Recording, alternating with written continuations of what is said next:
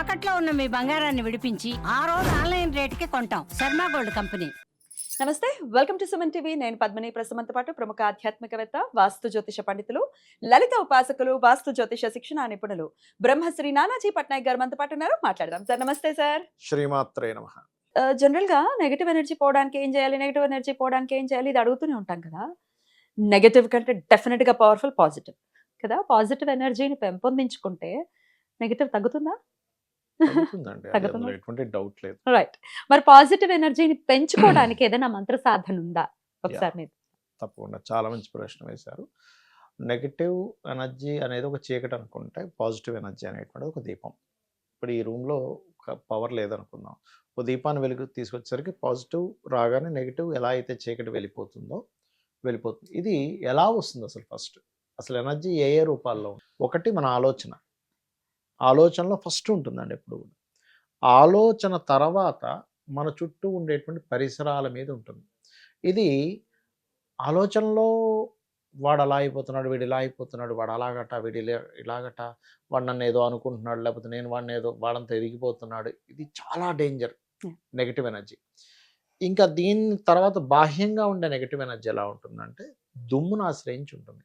అందుకే మన వాళ్ళు బయటకు వెళ్ళి ఇంటికి వచ్చినప్పుడు కాళ్ళు కడుక్కో అంటారు. అదే కాళ్ళతో లోపలికి వెళ్ళరు. ఇవాళ రేపు అపార్ట్మెంట్ కల్చర్స్ లోపలికి వెళ్ళి ఇంకా బాత్రూమ్ వెళ్ళి కడుక్కొని మళ్ళీ వస్తున్నాం. అది కూడా తప్పే కానీ తప్పట్లేదు. కానీ కింద బోల్డ్ అంత పార్కింగ్ లాట్ లో కూడా మనం కాళ్ళు కడుక్కోవచ్చు కదా. ఎగ్జాక్ట్లీ చాలా మంచి ఐడియా ఇచ్చారు. నేను అదే చేస్తాను. వాళ్ళందరికీ నేను అదే చేస్తా. చెప్పులు కింద గ్రౌండ్ ఫ్లోర్ లోనే వదులుతాము, అక్కడే కాళ్ళు కడుక్కుంటాం. ఎందుకంటే మీరు కాళ్ళు కడుక్కొని ఇంట్లో లోపలికి వెళ్ళినప్పుడు ఫస్ట్ ఇంట్లో లోపలికి మీరు నెగిటివ్ ఎనర్జీని తీసుకెళ్ళట్లా. మీరు ఇంట్లో ఉన్నారు కానీ మీరు బయటికి వెళ్ళి వచ్చారు. ఇంట్లో వాళ్ళకి ఆ నెగిటివ్ ఎనర్జీ కనెక్టివిటీ ఏర్పడుతుంది. ఇక్కడ నెగటివ్ ఎనర్జీ అనేటువంటిది వచ్చినప్పుడు అసలు మనిషి యొక్క తత్వంలో ఎలా మార్పు వస్తుంది. ఆ నెగటివ్ చాలా మంది చూడండి, పలానా వాళ్ళు బ్లాక్ మ్యాజిక్ చేశారట, ఏదో దెయ్యం పట్టుకుంది, భూతం పట్టుకుంది, సంథింగ్ పిశాచం పట్టుకుంది అంటారు. ఇవన్నీ అసలు ఎందుకు జరుగుతాయి అంటే ఇది కూడా జాతచక్రంలో ఉంటుంది. పిశాచ బాధలు అంటారు. పిశాచ బాధ యోగం ఉంటుంది. ఏ కాంబినేషన్ తో చెప్తారు సార్? ఇది ఎక్కువగా రాహువు కుజ లగ్నానికి కానీ దశానాథుడికి కానీ లేకపోతే శని కుజ ఇట్లా ఉన్నప్పుడు ఇది మంత్రపరంగా ఎవరో ప్రయోగం చేసినప్పుడు బుధుడు ఎంటర్ అవ్వాలి. బుధుడు ఎంటర్ అయితేనే ఒక వ్యక్తి మీ మీద ప్రయోగం చేశాడని చెప్పొచ్చు. ఎంటర్ అవ్వకుండా ఒకసారి వెళ్తూ ఉన్నాం, ఏదో ఆత్మహత్య పట్టుకుంది, అది కూడా యోగం వల్లే వస్తుంది. అది అంటే జన్మజాతకంలో ఉంటుంది ఈ బాధ అనుభవించాలని. ఇప్పుడు ఎలా అయితే యాక్సిడెంట్ యోగం, హెల్త్ ఇష్యూ వచ్చేవి, లేకపోతే జీవిత భాగస్వామితో విడిపోవడాలు ఇట్లాంటివి ఎలా ఉంటాయో పిశాచ బాధ యోగం కూడా ఉంటుంది. అయితే అది గ్రహస్థితికి రిలేట్ అయి ఉంటుంది. రాండమ్ గా తగలడం. అది ఎందుకు వస్తుంది అంటే వీడు పూర్వజన్మల్లో అవతల వాళ్ళని పిశాచులా ఇబ్బంది పెట్టాడు సీరియస్ గా. రెండవది పితృదేవతలకి చేయవలసినటువంటివి ఏవైతే కర్మకాండాలు ఉన్నాయో అవి సరిగ్గా చేయలేదు. లేదా ఇంకొన్ని సార్లు అంటే కొన్ని ఎట్లా ఉంటాయంటే అవతల వాళ్ళని బీభత్సంగా ఇబ్బంది పెట్టేస్తారు చూడండి కొంతమంది. అది కూడా ఎలాంటివి, కొన్నిసార్లు వేరే ప్రయోగాలు చేస్తుంటాడు పూర్వజన్మల్లో.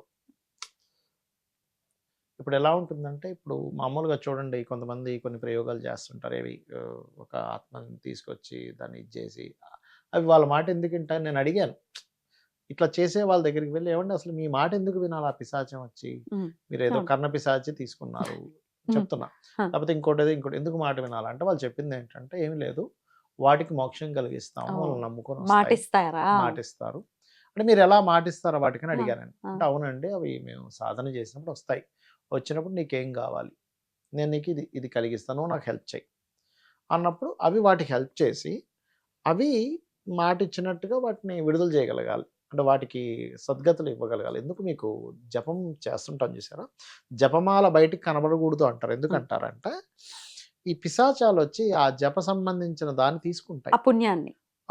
ఇప్పుడు కొంతమంది గొప్ప వాళ్ళ అనుభవాలు నేను చెప్తాను.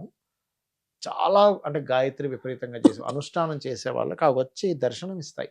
ఇచ్చి స్వామి మమ్మల్ని మీ జప ఫలితాన్ని మాకు ఇచ్చి మమ్మల్ని విడుదల చేయండి అని అడుగుతూ ఉంటాయి. విడుదల చేసే శక్తి ఉపాసకులకు ఉంటుంది. అలా ఎవరైనా కానీ పోయిన జన్మల్లో వాటిని వాడుకుని వదిలేసాయి, లేకపోతే వాటి వల్ల వాటికి ఏదో నష్టపరచడం కొన్ని ఉంటాయి మనకు తెలియకుండా చేసినప్పుడు ఏమవుతుందో పట్టుకుంటాయి. లేదా వీళ్ళ జన్మజాతకాల్లో పూర్వజన్మలో చేసినటువంటి ఒక రకమైన ఇది ఉంటుంది చూసారా, దుష్కర్మ దుష్కర్మల వల్ల ఇబ్బంది. లేదా నీట్నెస్. అందుకే మన వాళ్ళు ఉదయం సాయంత్రం స్నానం చేయి, ఇల్లు నీట్గా ఉండు. ఎందుకంటే ఇప్పుడు మీరు చిన్న ఎగ్జాంపుల్ చెప్తా. ఇప్పుడు కర్ణపిశాచి సాధన చేస్తారు చూసారా, చేసేవాళ్ళు కొన్ని నియమాలు పాటించాలి, లేకపోతే రాదు దేవత. ఓ. ఎలా అంటే దేవ దేవత అంటే ఇన్సెన్స్ పిశాచం రాదు, దేవత అన్న మర్చిపోయి దేవతలు మాట్లాడుకుని ఉంటాం కదా, పిశాచం రాదు. ఓ, వాటికి ఒక రూల్స్ ఉంటాయా, రూల్స్ ఉంటాయి. ఇవి ఫాలో చేయాలి. ఓకే, ఖచ్చితంగా వాళ్ళు వాళ్ళ మూత్రం తాగాలి కర్ణపిశాచి సాధన చేసేవాళ్ళు. ఏం సార్? వాళ్ళ మలాన్ని వాసన చూడాలి, రోజు కడుక్కోకూడదు, తుడుచుకోవాలి. బట్టలు ఎట్టి పరిస్థితుల్లో సబ్బుతో ఉతుక్కోకూడదు. అయితే పిశాచి సాధనలు అన్నీ కూడా ఎలా ఉంటాయంటే, వాళ్ళు కనుక హైయర్ ఎనర్జీని పట్టుకోకుండా ఈ పిశాచి సాధనలోకి వెళ్తే మాత్రం అవి వీడిని బతకనివ్వవు. ఎక్కడో దగ్గర ఫ్యామిలీని మొత్తం వీడిని మొత్తం నాశనం చేస్తాయి. హైయర్ ఎనర్జీ పట్టుకోగలగాలి అంటే పెద్ద అంటే కాళీ, తారాదేవి, లేకపోతే ఆంజనేయ స్వామి, హైయర్ ఎనర్జీ వీళ్ళకి ఎప్పుడు ఉండి అంత భక్తి మార్గంలో ఉండి అప్పుడు ఇది పట్టుకుంటే ఇవి వీడిని ఏం చేయవు. లేకపోతే ఇవే హర్ట్ చేస్తాయి, తినేస్తాయి, మనిషిని పట్టుకొని చంపేస్తాయండి, చంపి పక్కన పడేస్తాయి. ఏమనుకుంటున్నారు పిశాచాలంటే అంత ఈజీ కాదు, అందరూ ఏదో అనుకుంటున్నారు కాదు. అయితే ఆ సాధన చేసే వాళ్ళు తెలిసిపోతారా సార్? మరి ఇంత దుర్గంధంతో ఉంటే తెలుస్తారా సార్? తెలిసిపోతుంది. అందుకే వాళ్ళు ఏం చేస్తారంటే శ్మశాన సాధనలు ఇవన్నీ కూడా శ్మశానంలో పోయి చేసుకుంటారు. అక్కడ 40 రోజులు ఏదైనా ఇల్లు రూమ్ తీసుకుంటారు, అందులో అక్కడే లెట్రిన్ బాత్రూమ్ పోతారు, అక్కడే ఉంటారు, అక్కడే తింటారు. అంటే వాటికి అవి కనెక్ట్ అవుతాయి. నేను చెప్పేది ఇవన్నీ ఎందుకు చెప్తున్నా అంటే, సాధనా మార్గంలో అలా ఉండకపోతే నీకు అది కనెక్ట్ అవ్వదు. నువ్వు సాధన చేయకపోయినా నువ్వు అలా ఉంటున్నావు, స్నానం చేయకుండా ఉంటున్నావు, బట్టలు మార్చుకోకుండా ఉంటున్నావు, ఎక్కడ పడితే అక్కడ చెత్త ఉంది, పిశాచాలు వచ్చేస్తాయి అంటున్నా నేను. ఆ ఎనర్జీకి అది కనెక్ట్ అయి ఉంటుంది అంతే, ఇంకా అక్కడ ఇంకోటి లేదు అక్కడ. అందుకనే క్లెన్జినెస్, అందుకనే మనం జాగ్రత్తగా ఉండాలి, ఇది గుర్తుపెట్టుకోవాలి. ఇది నెగటివ్. మరి పాజిటివ్ ఎనర్జీని పెంచుకోవడానికి ఎటువంటి మంత్ర సాధన? సింపుల్. ఫస్ట్ మన ఆలోచనలు అన్ని ఆ యొక్క పరమాత్మ ఈ రూపాల్లో ఉన్నాడు కాబట్టి నేను అన్నిట్లో పరమాత్మను చూడాలి. First point number 1. రెండవది, నిత్యము ఉదయం సాయంత్రం దీపారాధన. వీలైనంత మటుకు విష్ణు సహస్రనామాలు చేసుకుంటారా, లలిత చేసుకుంటారా, రుద్రాభిషేకం చేసుకుంటారా, ఒక దేవతా స్వరూప నామస్మరణ చేసుకుంటారు. మీకు వీలైనంత మట్టుకు మీరు ఎంత పూజలు చేసినా కూడా మీకు ఎలా ఉండాలంటే, మీ ఇంట్లో ఎంతమంది అండి అంటే, నేను, నా ఈశ్వరుడు, మా పార్వతీదేవి, నేను, మా భార్య, 2 పిల్లలు, మొత్తం 6 ఉన్నాం, 7 ఉన్నాం. అప్పుడప్పుడు గణేశుడు కూడా వచ్చి వెళ్తారు. ఆ ఫీల్ కలగాలి. ఉన్నామని నమ్మితేనే కదా అప్పుడు ఇది చెప్పగలం. నాకు మంత్రం ఇచ్చిన గురువు ఒక ఆయన ఉన్నాడు. ఒకరోజు ఇట్లాగే మేము తారాపీఠ వెళ్ళినప్పుడు ఆయన కొంచెం సిగరెట్ అలవాటు. మనిషి చాలా మంచి వ్యక్తి. నేను ఏం నమ్ముతానంటే, మీరు నమ్ముతారో నమ్మరో కానీ, మనం సిగరెట్లు తాగుతున్నావా అంటే, నేనేం సిగరెట్లు కాల్చున్నావు చెప్తున్నా, సిగరెట్ కాల్చున్నావా, మందు కొడుతున్నావా, చికెన్ తింటున్నావా, మటన్ తింటున్నావా కాదు మ్యాటర్. నువ్వు ఇంకోటిని హింసించకూడదు.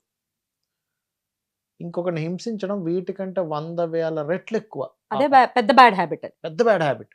ఇంకోటిని చూసి ఒక రకమైన కుళ్ళు గుణంతో మనసులో ఒకటి బయట ఒకటి పెట్టుకొని మాట్లాడుతూ, వాడిని బయటకు మాత్రం పొగడు పక్కకు పోయి వీడి పెద్ద ఎదవండి, లేకపోతే వీడు ఫలానా వాడని చెప్పుకోవడం, లేకపోతే వీడి పెద్ద ఇదని రకరకాలుగా చెప్పడం అంత పాపం ఇంకోటి లేదు.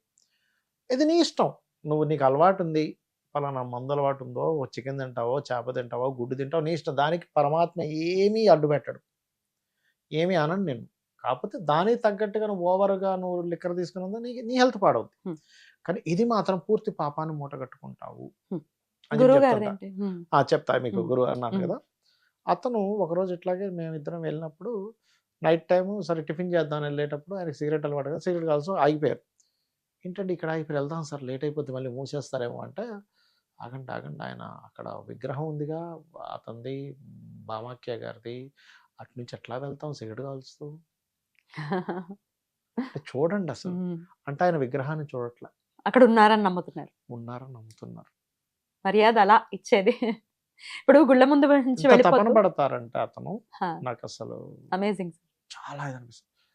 ఇవాళ పొద్దున్నే అమ్మవారికి ఏం చేయాలి, పలానా చేసి పెడదాం అంటే ఏంటి, నిజంగా ఒక కూతురు కొడుకో తల్లో తండ్రో ఉంటే మనం ఎట్లా 100% ఫీల్ అవుతామో అట్లా ఫీల్ అయి పెడతారు. Amazing sir. దీన్ని బట్టి అర్థం చేసుకోవాల్సింది ఏంటంటే, చెప్పులు వేసుకొని బండి మీద వెళ్ళిపోతూ గుళ్ళ ముందు వెళ్తూ ఇలా ఒకసారి అలా దండం పెట్టేసుకొని వెళ్ళిపోతూ అది ఇంకా బిజీ వల్ల అందరు చేస్తుంటారు లేడా. అసలు పెట్టకపోతే బెటర్ కదా సార్ దానికంటే. పెట్టకపోతే బెటర్. కాకపోతే ఏంటంటే ఆ ఫీల్ ని కనెక్ట్ చేసుకుని సార్ ఉంటారు. ఒక్క దండం పెట్టడానికి hardly it will take 10 seconds. Exact ఒక్క చోట పెడితే చాలు, ఊరంతా పెట్టాల్సిన అవసరం లేదు. ఎగ్జాక్ట్లీ. ఆ 10 seconds లేవు నాకు బిజీ అంటే ఒక్కనాటికి నేనైతే ఒప్పుకోను సార్. అంతే అంతే కరెక్ట్. మీరు అన్నది ఒక రకమైన పాయింట్. కొంతమంది ఏంటంటే అది ఇన్సెక్యూరిటీతో పెట్టుకుంటారు. వెళ్తున్నాం కదా, పెట్టుకోకపోతే ఏమైనా అయిపోతుందా? ఏమైపోతుందేమో, అమ్మ వెళ్దాం వెళ్తూ అనుకున్నా నాకు మంచి జరుగుతుంది. ఇక్కడ ఏంటంటే ఒకటి ఇన్సెక్యూరిటీ, రెండవది నాకు మంచి జరుగుతుంది స్వామివారిని మొక్కుకుంటే అనే ఫీల్తో పెట్టుకుని ఉంటారు. బట్ మీరు అన్నట్టుగా అక్కడ పెట్టుకునేది స్వామివారిని కాబట్టి ఏదో హడావిడిగా కాకుండా 10 seconds మనస్ఫూర్తిగా పెట్టుకుంటే మంచిదని మీ ఒపీనియన్. 100% అదే సార్. ఎగ్జాక్ట్లీ. సో 100%. ఇక్కడ ఏంటంటే మనం పాజిటివ్ ఎనర్జీస్ పెంచుకునే మార్గాల్లో గోసేవ ఒకటి, నిత్య దీపారాధన ఒకటి, నిత్యము దేవతా చింతన ఒకటి, మీరు లోపల కల్మషం లేకుండా కంప్లీట్ పాజిటివ్. ఎందుకంటే భగవంతుడు క్యారెక్టర్ చూస్తాడు. మీరు ఏం తింటున్నారు, ఏం తాగుతారు చూడండి. Right. What is your character చాలా ముఖ్యం భగవంతుడికి. ఇక్కడి నుంచే చూస్తున్నారు. లోపల ఉన్నాడు ఆయన, లోపలుండి చెప్తున్నాడు. నీ ఇలా మనసు, మొత్తం ఇలా పైన నీ మనసులో ఏమున్నా అన్ని తెలుసు కదా దేవతకి. నువ్వేం చేస్తున్నావు, ఏం ఆలోచిస్తున్నావు, ఎట్లా ఉన్నావు, అవతల వాళ్ళ మీద గురించిన కుళ్ళుగుణంగా ఉన్నావా, మంచిగా ఉన్నావా చూస్తాడు. కాబట్టి ఖచ్చితంగా దాని ఎఫెక్ట్ ఉంటుంది. ఫస్ట్ అది మార్చుకోవాలి. ఎన్ని దీపాలు పెట్టావు, ఎన్ని ఒత్తులేసి కానే కాదు అసలు. Well said sir, well said. అయితే నిత్యం శుభ్రంగా ఉండటం ఒకటిని, విష్ణు సహస్రనామం కానీ లలితా సహస్రనామం కానీ వినటం చేసుకోవటం వినడం, కూడా దాని యొక్క అర్థాన్ని అర్థం చేసుకోవడం. లలిత అంటే ఏమిటి, ఎలా ఉంది అమ్మవారు, ఏ రూపాల్లో ఉంది. విష్ణు అంటే ఏంటి, ఏ రూపాల్లో ఆ విష్ణు ఉన్నాడని తెలుసుకోవడమే. ఆ రూపాలను నువ్వు కంప్లీట్ గా నమ్మినప్పుడు ఆ ప్రహ్లాదు ఎందుకు వెళ్ళడం లేడని సందేహం పోవద్దంటే ఆయన ఎక్కడ చూపిస్తే అక్కడ వచ్చేసాడు ఆయన. అవును. బ్యూటిఫుల్ గా ఎక్స్ప్లెయిన్ చేశారు. ఒకళ్ళు ఎవరో విష్ణు సహస్రనామాలు చదవాలి అంత పెద్దవి ఎలా చదువుతాం అని అంటే అని ఒకళ్ళు కమెంట్ పెట్టారు. నేర్చుకుంటే అన్ని సాధ్యపడతాయి. ఫస్ట్ వినండి ఖచ్చితంగా Exactly. ఒక్కొక్క నామం నేర్చుకుంటూ వెళ్ళిపోవచ్చు. పెద్ద విషయం వచ్చేస్తాయి. కాదు. మన బ్రెయిన్ కి హా. కొన్ని కోట్ల విష్ణు సహస్రనామాలు నేర్చుకునేంత శక్తి సామర్థ్యం ఉంది. ఉంది. అవును. కానీ మనం తెలుసుకోం. అంతే. Exactly. చాలా బ్యూటిఫుల్ గా ఎక్స్ప్లెయిన్ చేశారు సార్. కృతజ్ఞతలు. నమస్తే సార్. శ్రీమాత్రే నమః.